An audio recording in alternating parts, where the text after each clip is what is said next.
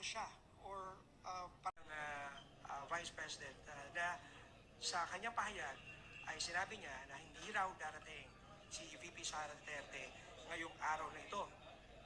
So, wala pa rin tayong nakukuhang final word.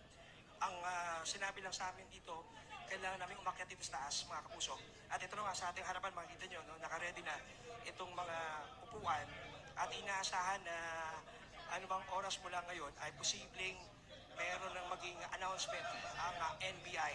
No, so, may mga tinatanong tayo kung sa taas or nakatutok at sabi ng NBI,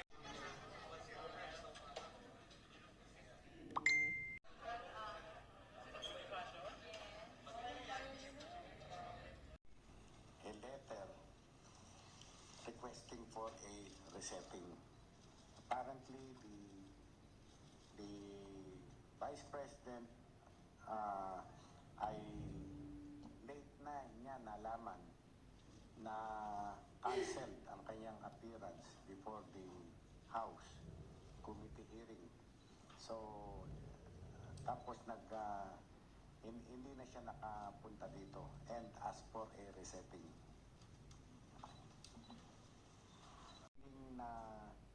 Hiniling na petsa, but nag-usap kami tentatively we will set the appearance of the Vice President on the 11th of this month, December. Of December, yes. Pinag-uusapan pa namin mabuti. Hindi pa yun ang final na aming magiging action.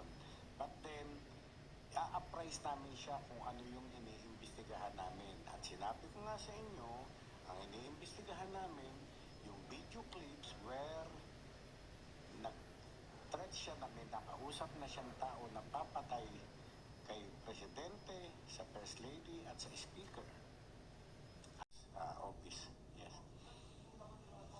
Some of them ay nandun, like now, nandyan lang kayo, ano namang kasalanan nyo kung ako'y gumagawa ng krimen? Wala, nandyan lang kayo.